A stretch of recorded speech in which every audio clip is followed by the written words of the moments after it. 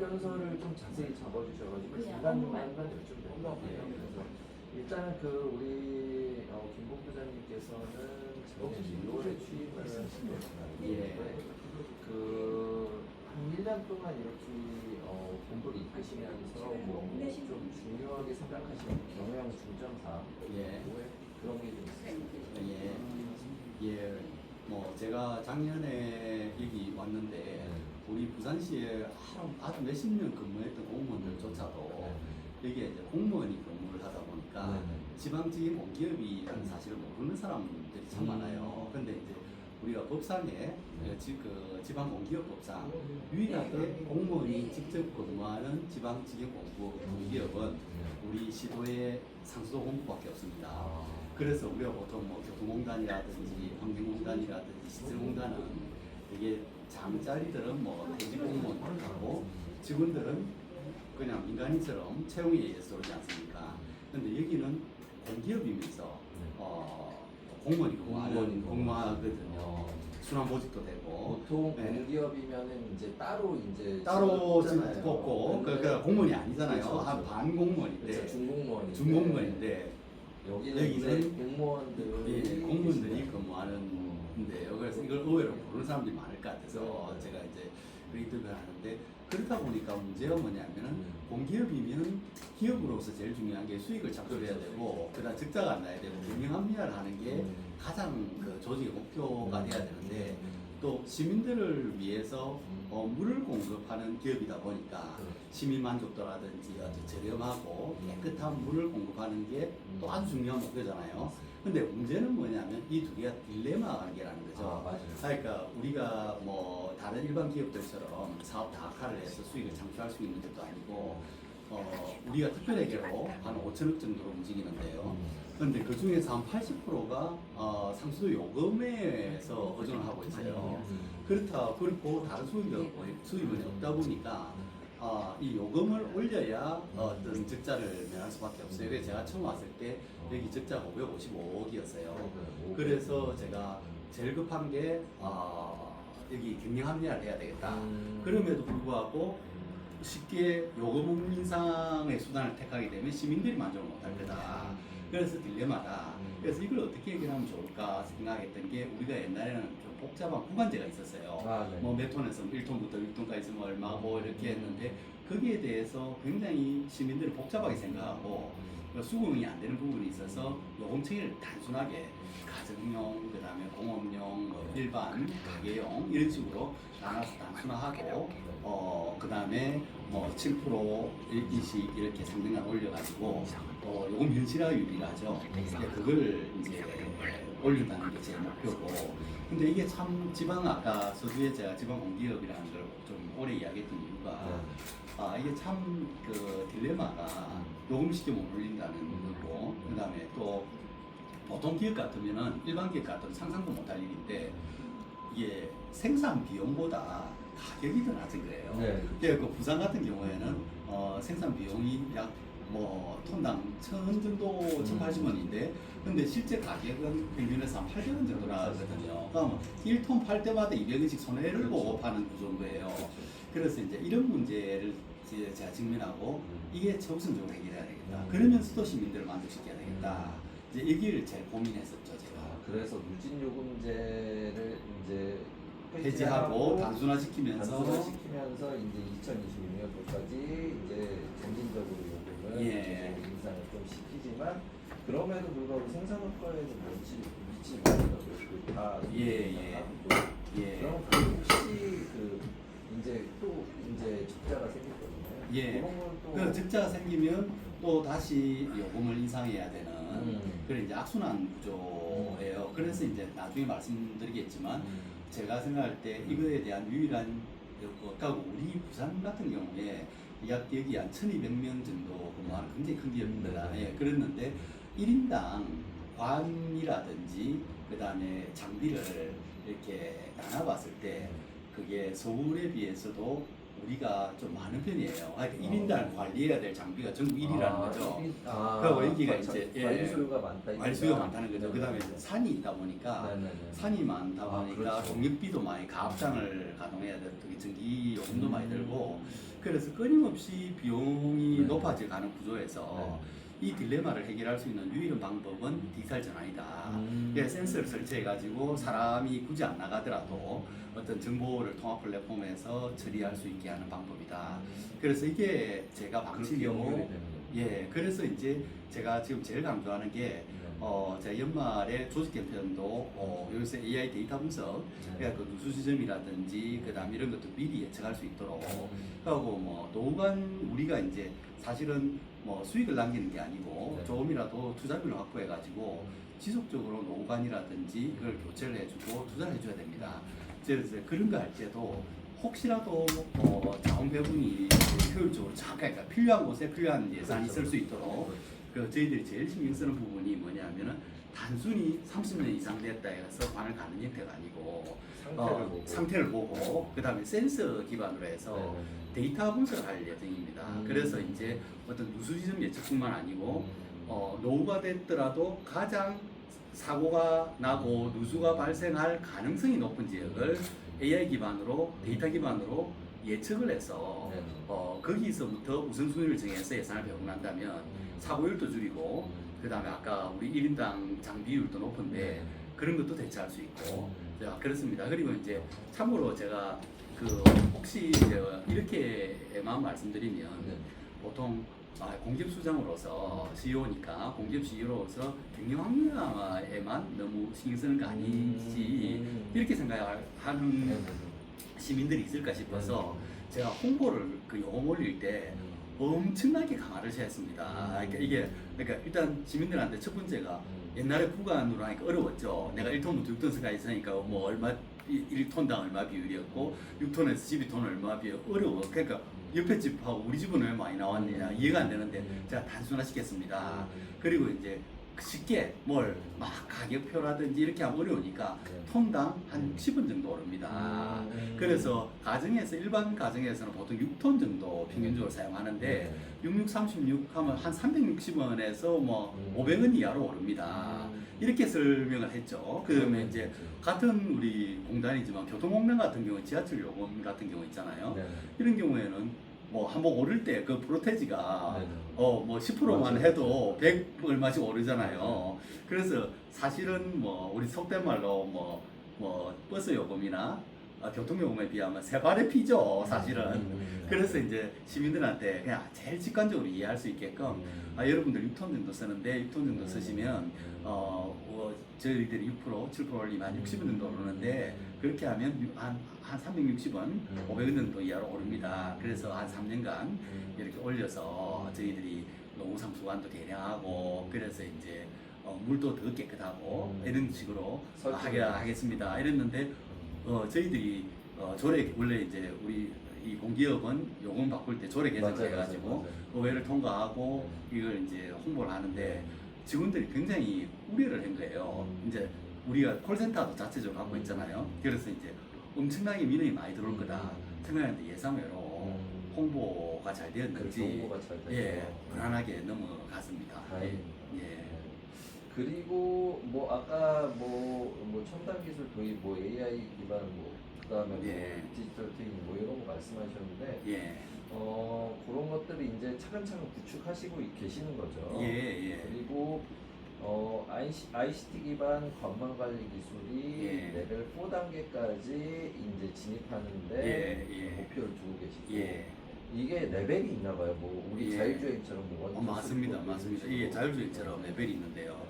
이게 이제 우리가 뭐 쉽게 이야기하면 우리가 블럭을 나눠요. 아파트 같은 경우에 뭐 소블럭이라는데 이게 이제 나누는 게 소블럭, 중블럭, 대블럭이 있어요. 그럼 소블럭은 보통 주택가를 뭐 몇 가구, 뭐 몇백 가구씩 이렇게 자르겠죠.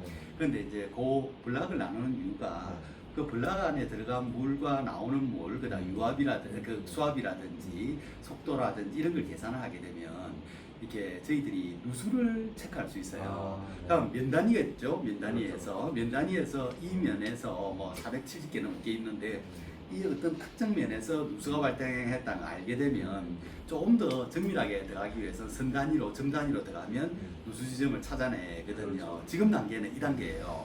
근데 지금에서 아까 레벨을 조금 더 높여서 고차원화 시키는 방법은 중블록도 엮어주고 대블록을 엮어주면 큰 관이 원래 이제 뭐 도수관, 송수관, 뭐 배수관, 급수관까지 이렇게 관이 점점 얇아지잖아요. 근데 이제 중블록에 하게 되면 더 큰 관이 들어오게 되고 대블록으로 들어오면 뭐 송수관 이런 게 다 들어오게 되죠. 그렇게 되면은 보다 데이터가 많아지기 때문에 좀 정밀하게 예측을 할 수 있고요. 그 다음에 뭐 요새 언론에서 가장 많이 언급되는 게 사상 하단 그 우리 지하철 공사를 하면서 지하철 공단에서 그 이제 그 집안이 원래 약한 데였는데 물방이 공사를 했는데 이제 그쪽에서 이제 물이 빠지면서 싱크홀이 발생한 거예요.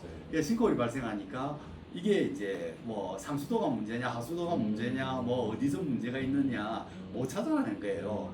그래서 제가 그 요새 그 데이터 기반 행정을 해야 된다는 걸 제가 굉장히 강조하는데 제가 직원들한테도 우리 한 번씩 이래 전체 우리 뭐 사업소까지 하면 굉장히 인원이 많아요. 그 간부들까지 다 올라오면 제일 강조하는 게 데이터 기반 행정을 해야 되고 그 뉴욕에 그 예를 많이 들거든요. 뉴욕 블룸버그 시장이 데이터 전문가였는데 전문가예요. 블룸버그 통신 있잖아요. 근데 그 뉴욕 시장을 10년간 하셨어요. 2000년대에 2010년까지인가. 그래서 그분이 들어와서 제일 문제인 게 뉴욕에서 화재 증률이 당시에 13%였대요. 근데 그 당시에 썼던 정보들은 화재 정보만 썼대요. 화재 우려지역이나 이런 정보를. 그런데 저기 블룸버그 시장이 했던 게 화재와 관련 없는 예를 들어서 주택 노후도라든지 심지어는 그 주택 연체 그 돈 그 뭐야 우리 그 돈 빌려 쓰는 거에 주택 담보 대출 연체율까지 분석하고 온갖 데이터를 한꺼번에 섞어버리니까 예측률이 인력도 증원 안 하고 70%는 90%대까지 올라왔다는 거예요. 그러니까 소방 인력들이 언제 어디에를 보강해야 되고 어디를 나가야 되는지 아는 그 사례를 제가 직원들한테 이야기하면서 누수도 똑같다. 이게 우리가 예측 못한다. 어디서 누수가 있지 나중에. 근데 여러 가지 데이터를 아까 소블록, 중블록, 대블록까지 쓰게 되면 이게 보다 정밀해지기 때문에 나중에는 터지기 직전에 그 길을 갈 수 있을 거다. 그러니까 이제 그거고 최종 단계는 디지털 트윈인데요. 그렇죠. 근데 이거는 이제 뭐 쉽게 생각하면 내비게이션하고 똑같아. 현실 세계와 가상 세계가 두고서 가상에서 시뮬레이션을 통해서 미리 이렇게 하면 돈을 얼마 들고 뭐 어떻게 될까 뭐 이런 거를 갖다 이제 하게 되는데 그까지는 가야 되는데 너무 디지털 트윈이든 이런 건 전부 다 수단이지. 그렇죠. 우리가 목적 이런 우리 많은 문제들을 해결하기 위한 수단이지 그게 목적은 아니다. 자체는 아니다. 그러니까 이런 걸 활용을 해야 되는데 우리가 재정 여건이라든지 이런 걸 봐서 먼저 우리가 자산관리 시스템이라고 아마 전국 상수도에서 다 쓰고 있을 거예요. 거기 노후도라든지 이런 정보가 있는데 아까 그 블룸버그 통신 이야기 그 사장님, 그 시장님처럼 좀 더 정보를 더 열라. 그러니까 우리가 관을 잘라가지고 조사를 해보니까 여기에는 뭐 안에가 많이 끼었더라, 미네랄이 많이 있더라, 그 다음에 노후도가 약간 녹이스럽더라 이런 정보를 다 집어넣고 관계없는 데이터까지 다 집어넣어버리면 이게 예측도 굉장히 올라갈 거다. 그래서 그 부분은 제가 지금 환경부에 우리형 정책관이 서로 바뀌기가 굉장히 어렵적이고 그다음 우리 새 정부에서도 AI 정부를 강조하기 때문에 그 지금 환경부하고 긴밀하게 협의를 하면서 부산에서 실증 사업을 받을 수 있도록 이게 제가 이제 부산 2017년 18년도에 에코델타 스마트시티를 제가 지정했거든요. 정부하고 협의할 때 그 경험이 있어서 이제 플랫폼이라는 게 중요한데 우리가 사물 인터넷을 통해서 도시의 뭐 파이프라든지 각종 도로 센서를 분석하는 통합 플랫폼이 중요한데 이게 이제 국토부에서 개발한 게 있는 게 그게 이제 구군에 있는 거, 시에 있는 통합 플랫폼이 있어요. 근데 상수도 전용 플랫폼이 없는 거예요. 그래서 제가 지금 환경부에도 계속 건의하고 있는 게 상수도 전용으로 하자. 그래서 뭐 안 되면 국토부 전문가들이 있으니까 스마트시티는 국토부 의뢰를 하든지 정부 합동 R&D 기획을 하든지 그렇게 해서라도 하면 부산에서 실정해갖고 전국 상수도에 다 배포해버리면 이게 참 좋을 거다. 그리고 이제 AI 정수장 같은 경우에는 대구에서 지금 하고 있잖아요. 거기는 이제 그 물 처리하는 공정, 뭐 어떻게 호나지에다가 약품을 엮고 가라앉히고, 그다음에 타프 시설에서 그걸 하고, 뭐 정화를 하고, 그다음 활성탄을 얼마나 쓸 건지 이건 지금은 우리가 사람들이 하고 있는데 이것도 AI 기반으로 하게 되면 이게 물론 공장 자동화는 별개 문제인데 AI와 공장 자동화까지 결합이 돼버리면 나중에 안전 문제도 해결되고 그 다음에 아주 정밀하게 정확하게 약품도 투입되고 그래서 좋을 것 같다. 그래서 그건 대구에서 하고 있지만 이제 그것도 이제 전국으로 확산해야 될 것 같아서 이제 그것도 지금 같이 애들이 그 전자통신연구원하고 우리 그 부산시에 비스텝이라고 R&D 전문기관이 있어요. 거기서 지금 제가 회의를 한번 해가지고 R&D 기획 회의를 하고 있습니다. 그래서 이제 아까 AI 전투장은 대구에서 지금 했으니까 우리 벤치마킹을 하고 일단 아까 관망 부분, 스마트 관망 부분을 어떻게 그 플랫폼을 만들어서 하고 센서는 회사들이 많이 나왔더라고요. 요새 뭐 뺐다 붙인다는 센서도 있고 큰 거 안에다 붙이면 그 소리 물 흐를 때 소리를 감지를 해갖고 소리 약간 달라졌다 하면 그게 뭔가 누수가 있을 거다. 그래서 누수를 체크하는 시스템이 있더라고요. 그런 거는 업체들이 많이 나왔더라고요. 그런 센스에서 들어온 신호들을 받아서 처리할 수 있는 통합 플랫폼이 있어야 된다. 그걸 이제 정부에 건의를 하고 지금 저희들이 이제 올해부터 내년까지 계속 이렇게 추진할 생각입니다. 근데 그런 건의하는 근데 거의 상태인 거죠. 그런 데 이제 협의도 돼 있고요. 협의하고 있고. 근데 제 생각을 우리 수도기획과장, 수도기획과장, 물리정책관 산하의 수도기획과장 똑같은 생각을 하고 있더라고요. 환경부 중간에 어떤 국가 단위의 플랫폼이 있어야 되고 시도 단위의 통합 플랫폼이 있어서 연결이 다 돼야 된다. 그래서 이제 정부에서도 이렇게 뭐 어디가 뭐 가장 누수가 많이 되고 이런 것도 분석이 가능하고 그 앞으로 이제 이재명 정부에서 AI 그 정부를 강조하기 때문에 이런 쪽으로 가야 되지 않나. 그리고 결국은 제가 계속 직원들한테 강조하는 게 그게 AI 정부, AI 플랫폼 이게 목적이 아니고 우리의 현재의 문제. 시민 만족도를 만족하려니까 경영이 합리화가 안 되고 그 다음 요금을 올려서 경영 합리화를 하려고 하니까 시민 만족도가 안 되는 이 딜레마를 해결할 수 있는 것은 유일하게 디지털 전환이다. 그래서 제가 계속 이거에 대해서 강조하고 있습니다. 올바른 방향 같습니다. 뭐 혹시 뭐 여기 뭐 나머지들은 다 자세히 적어주셔가지고 요거 참고하고 그다음에 추가 기사들도 참고해서 오시면 될 것 같고요. 마지막으로 혹시 뭐 우리 상하수도 우리 상수도 사업본부 소개를 할 때 조금 뭐 이런 부분 강조해달라거나 뭐 아니면 지금까지 하셨던 말씀 못하신 말씀이나 근데 이제 사실은 사실은 이제 요즘 전기 같은 경우는 전기분산특별법에 의해서 지금 이제 뭐 옛날에는 우리 고려원전에서 생산한 걸 서울 사람들이 더 많이 쓰더라. 이거 불공평하지 않느냐.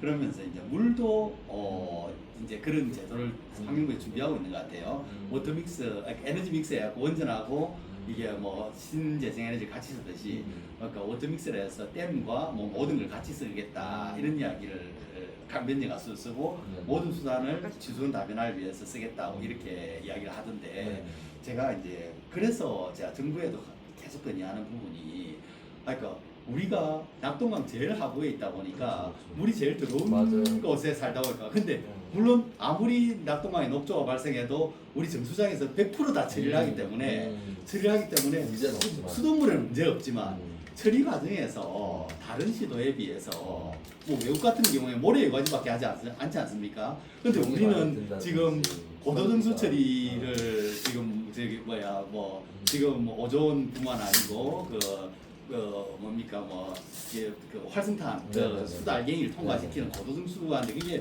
돈이 많이 들거든요. 그러니까 시민들이 결국 깨끗한 물을 먹긴 먹는데 다 시도와처럼 근데 생산 비용이 너무 많이 드는 거예요. 근데 이제 우리가 뭐 낙동강 가에 태어나고 싶어서 태어난 것도 아닌데 국민 평등권 차원에서 서울은 한강물 자체가 깨끗하다 보니까 정수비용이 적게 드는 거예요. 근데 여기는 다 위에서 이제 뜨내를 보내 쓰레기 처리한다고 이거는 뭔가 잘못됐다. 그래서 이제 국민 평등권 차원에서 이걸 해야 되는데 또 문제가 뭐냐면 낙동강 물에 그러니까 흐르는 물 표류수에 의존하고 우리가 90%를 의존하고 있는 거예요. 비상급수원이 회동 저수지밖에 없는 거예요. 10%밖에 없는데 제가 조사를 해보니까 낙동강 가에 있는 대구나 경남도 다 낙동강 의존율이 50%인 거예요. 운문댐이라든지 무슨 호수가 다 따로 산물이 있는 거예요. 그래서 이거는 좀 문제가 있다.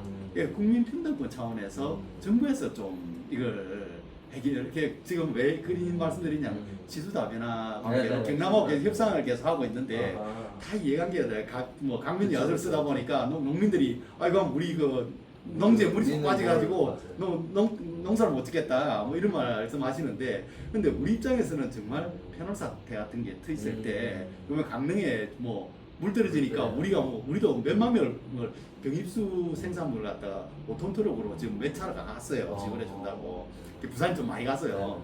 그랬는데 만약에 우리가 그런 사태가 생겼을 때 우리는 이제 비상급수원이 없기 때문에 당장 전국에서 트럭으로 병입수로 막 지원해야 되는 문제가 생기는 거예요. 그래서 이제 뭐 그런 전쟁은 절대 일어나서는 안 되겠지만 만약에 전쟁이 일어났다. 그랬을 때 뭐 이게 대응이 안 되는 거예요. 천재지변이 일어났을 때. 그래서 그런 것도 요새 중대재해처벌기관으로 우리가 따로 분리돼 있잖아요. 서울도 마찬가지고 뭐 다 분리돼 있는데 지금 그런 것도 미리 생각을 좀 준비를 해야 되겠다 이런 생각을 시수 다변화를 위해서 지금 설득을 하고 계시는 그 내용. 그렇습니다. 알겠습니다. 뭐 그런 것들을 이제 강조하시고 알겠습니다. 그런 내용도 좀 같이 실어가지고 이런 어떤 인식들이나 이런 것들이 좀 부자를 이렇게 전달할 수 있고.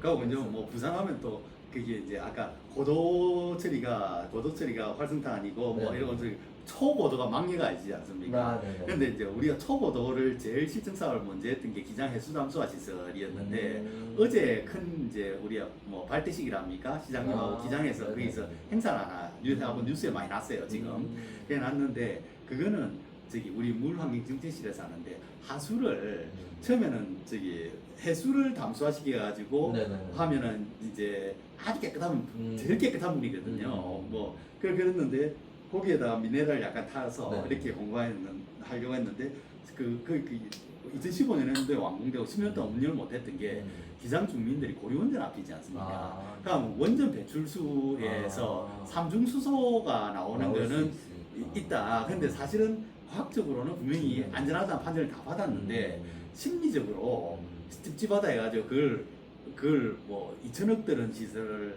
놀리고 있었거든요. 10년 동안 놀리고 있었어요. 그래서 그걸 다시 활용하는 방법을 물환경행정실에서 아이디어를 냈는데 하수를 막리가 방법으로 걸러가지고 공업용수로 만들어서 동부산 지역에는 우리가 공업용수 공급이야. 여기는 낙동강이 서쪽으로 그러니까요. 동부산 쪽으로는 그걸 활용해서 공업용수를 제공하겠다. 그것도 이제 어제 발대식을 했기 때문에 저희들이 민간 사업자를 그 세수담수화 시설로 하수를 여과를 해서 공업용수. 공업용수로 동부산 산단에 공급하겠다. 그걸 지금 우리 그렇게도 활용할 수 있나 봐요. 가능합니다. 그러니까 지금 다시도도 지금 소규모의 우리 뭐 두산하고 GS에서 그 망예가 기술이 제일 뛰어난데 이제 뭐 시도 단위 말고 시군구 단위에서도 이걸 망예가를 하는가 봐요. 그래갖고 사실은 망예가가 초고도가 제일 최상위 그거잖아요. 그래서 이제 망예가 기술까지도 이제 조금 더 기술도 발전시키고 그래도 또 다른 데도 활용하고 이런 계획인데요. 근데 하여튼 모든 게 다 뭐 기술이 없어서가 아니고 비용이 문제입니다. 비용만 뭐 싸다면 뭐 어떤 기술을 못 쓰겠습니까? 그렇습니다. 그래서 그런 이제 걸 위해서 합리화도 경영 합리화도 하시면서 주민 설득하면서 잘 이렇게 이끌어 나오고 계시고 알겠습니다. 그럼 말씀해주신 거랑 여기 답변사항 뭐 기사들 잘 해가지고 제가 잘 소개해보도록. 오늘 감사합니다. 감사합니다. 저희가 녹음했는데 어디 나가진 않고.